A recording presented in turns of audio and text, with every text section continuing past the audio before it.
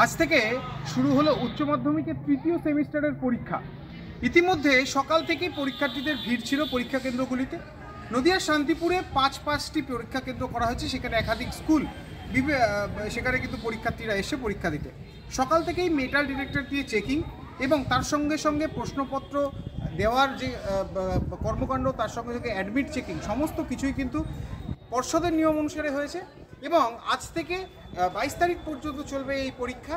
তবে এই পরীক্ষাকে কেন্দ্র করে রীতিমতো সাজসজ্জা রব, তার কারণ একেবারে এই প্রথম ওএমআর শিটে থার্ড সেমিস্টারের উচ্চ মাধ্যমিক পরীক্ষা দিচ্ছে পরীক্ষার্থীরা। তারা জানাচ্ছেন যে প্রথমে পরীক্ষায় ঢোকার সময় তারা জানাচ্ছিলেন যে তারা প্রচণ্ড চিন্তায় রয়েছেন যে কতটা প্রশ্নপত্র কি হবে। বলছি, এই তো প্রথম সেমিস্টার পরীক্ষা শুরু হলো উচ্চ মাধ্যমিকে, কতটা টেনশন বা কি মনে হচ্ছে? দেখা যাক হলে কি হয়। আগে তো এরকম পরীক্ষা দিতে প্রস্তুত ছিলে?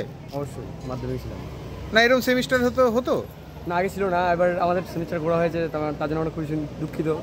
কারণ এবার সেমিস্টার হওয়ার জন্য আমরা খুবই একটু চাপে আছি, কারণ সেমিস্টার আগে ছিল না। একবার দুবার স্কুলে আসতে হচ্ছে, তো ফোর্থ সেমিস্টারেও আসতে হবে। দুটো নিয়েই তো মোটামুটি পাস ফেল হবে, তাই? কিন্তু পরীক্ষা দিয়ে বেরিয়ে হাসির মুখ সকলের ক্ষেত্রে। তার কারণ তারা জানাচ্ছেন পরীক্ষার প্রশ্নপত্র যথেষ্ট সোজা, এবং তারা এটাও জানাচ্ছেন যারা পড়াশোনা করবে না তারা অনেকটাই এই পড়াশোনা বা এই পরীক্ষা থেকে বিচ্যুত হবে, এবং পড়াশোনা করলেই এই পরীক্ষার উত্তর সহজেই দিতে পারবে। উচ্চ মাধ্যমিক ছিল, কি পরীক্ষা ছিল? আচ্ছা, কেমন হলো পরীক্ষা? এই ওএমআর শিটের পরীক্ষা আগে কখনো দিয়েছিলে? নতুন কিছু লাগলো না তো, এমনি সমস্ত ব্যবস্থা বা সব কিছু ঠিকঠাক ছিল? প্রশ্ন কেমন হয়েছিল? কি নাম, কোন স্কুলের স্টুডেন্ট? কি নাম?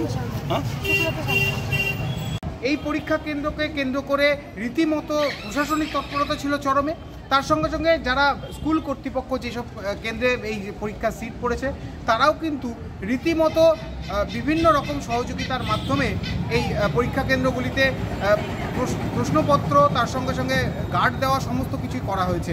এবং একেবারে নির্বিঘ্নেই এই উচ্চ মাধ্যমিকের তৃতীয় সেমিস্টারের পরীক্ষা সমাপ্ত হলো প্রথম দিনে।